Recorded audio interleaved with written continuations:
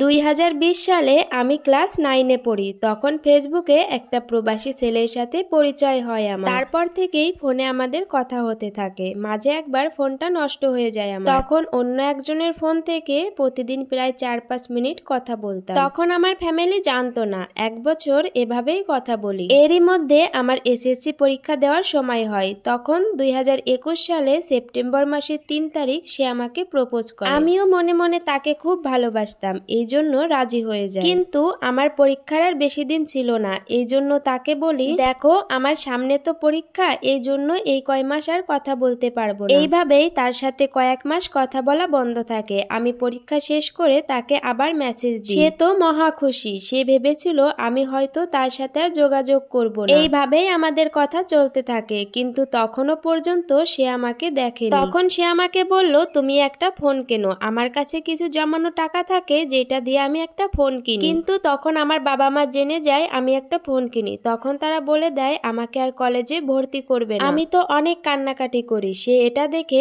আমাকে কলেজে ভর্তি হওয়ার জন্য টাকা দেয়। হঠাৎ করেই আমার পরিবার আমাদের সম্পর্কে জেনে যায়। তারপর থেকেই আমার উপর অত্যাচার শুরু করে। এমন কোনো দিন নেই যে মার খাইনি। দিনের পর দিন না খেয়ে থেকেছি। এমন ভাবেই আমার দিন কাটতেছিল। বাবা মাকে সবটা বলি। তারা বলে প্রবাসী ছেলে কখনো ভালো হয় না, তুমি সরে আসো। কিন্তু আমি কোনো কিছুর জন্য সরে আসতে রাজি নই। দিদি জামাইবাবুকে জানাই, তারাও রাজি নয়। তারপরে সবাই রাজি হয়। তাতে কি, আমাকে প্রায় মারধর করতো, আমাকে খোঁটা দিয়ে কথা বলতো, আমি দেখতে সুন্দর নই, আমাকে কেউই পছন্দ করবে না, ওই ছেলে তো তোমাকে নিবেই না। এমন ভাবে আমার দিনগুলো কাটতে থাকে। খুব কান্না করতাম, কিন্তু তাকে এইসব বিষয় কিছুই বলতাম না। সে যদি কষ্ট পায়, একদিন আমার হাতে পিটানোর দাগ দেখে সে সেই দিন খুব কষ্ট পায়। কান্না করতে করতে বলে সে খুবই শীঘ্রই আসবে আমাকে নিয়ে যেতে। এরই মধ্যে আমাকে বিয়ের জন্য খুব চাপ দিত। আমি তাকে বলি, তুমি তোমার ফ্যামিলিকে সবটা বোঝাও। এই কথা শুনে সে সেই রাতেই মালিকের থেকে ছুটি নেয় আর 2 দিনের মধ্যে দেশে ফিরে আসে। আমি দিদি জামাইবাবুকে সাথে করে তাকে এয়ারপোর্টে রিসিভ করতে যাই। তার আসতে অনেক লেট হচ্ছিল।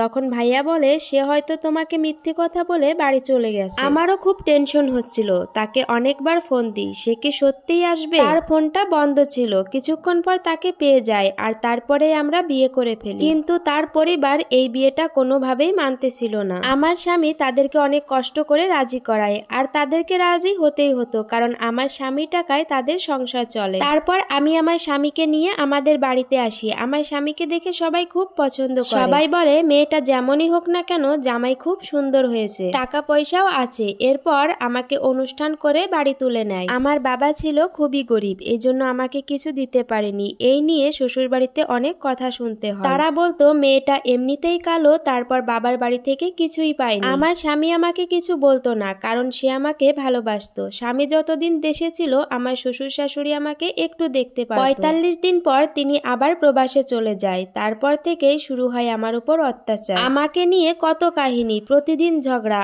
আমি একবেলা ঠিক মতো খেতে পারতাম না, স্বামীর কাছে কিছু বলতেও পারতাম না। সে যদি অন্য কিছু মনে করে, শাশুড়ি যা মিলে আমার স্বামীর টাকায় 6 বছর রাজত্ব করেছে। এখন আমি গেছি, এই জন্যই তাদের এত সমস্যা, তাই আমার উপর এত অত্যাচার করত। আমার স্বামী প্রবাসে যাওয়ার সময় আমাকে বলে গেছিল, যাই কিছু হয়ে যাক না কেন তুমি বাড়ি থাকবা, কখনো বাড়ি ছেড়ে যাবা না। কিন্তু আমাকে তারা রাখলো না, আমাকে খুব কষ্ট দিত। আমি মরে গেলেও তাদের কোনো কিছু যায় আসতো না। একদিন আমার খুব জ্বর হয়, কিন্তু আমাকে কেউ একটা ওষুধ পর্যন্ত এনে দেয়নি। আমি বাবার বাড়িতে চলে আসতে চাই, কিন্তু আমাকে কেউ আসতেও দেবে না। তারপর আমার মামাতো ভাসুরকে বলি আমাকে একটু বাড়ি রেখে আসতে। তারপর তাকে নিয়েও শ্বশুর বাড়ির লোক বাজে কথা বের করে। একটানা 7 দিন জ্বর, গায়ে একটু শক্তিও ছিল না। বাড়িতে আসতেই মাঝপথে আমি অজ্ঞান হয়ে যাই। এরপর একটা ভাইয়া আমাকে হসপিটালে নিয়ে ভর্তি করে। বাড়িতে ফোন দিলে মা গিয়ে নিয়ে আসে। এখন আমি বাবার বাড়িতেই থাকি। 10 মাস স্বামী গেছে। শ্বশুর বাড়ি থেকে সবাই ফোন দিয়ে যা খুশি তাই বলে আমি নাকি তাদের ছেলেকে কান পড়া দিই। আমার স্বামীর 15 লাখ টাকা তাদের কাছে। এখন তারা বলে ওই টাকা নাকি দিবে না। ভাসুর বিল্ডিং তুলেছে, সব টাকা আমার স্বামীর। স্বামীও কেমন জানি হয়ে গেছে, কথায় কথায় শুধু ঝাড়ি দেয়। আমার কোনো কথাই সে বিশ্বাস করে না। বাবার বাড়িতে আসি, তাদের কাছেও বেশি হয়ে গেছে। তারাও কথায় কথায় বলে শ্বশুর বাড়ির কারোর সাথে মিশে খেতে পারে না, এখন বাড়ি এসে উঠছে। এখন আমি বুঝতে পারতেছি না আসলে আমি কি করব। দিদি, এত কষ্ট করে ভালোবাসার মানুষটাকে পেয়েছি, জানি না তাকে শেষ পর্যন্ত ধরে রাখতে পারবো কিনা। তাকে আমি অনেক বেশি ভালোবাসি। তার বাবা মা সবসময় তাকে বলে আমাকে আমাকে ছেড়ে দেওয়ার জন্য। এই স্টোরিটা একটা দিদির লাইফ থেকে নেওয়া। দিদি, তোমাকে একটা কথা বলি, তুমি শুধু ঈশ্বরের উপর ভরসা রাখো, ভাগ্যে যা লেখা আছে তোমার ঠিক তাই হবে।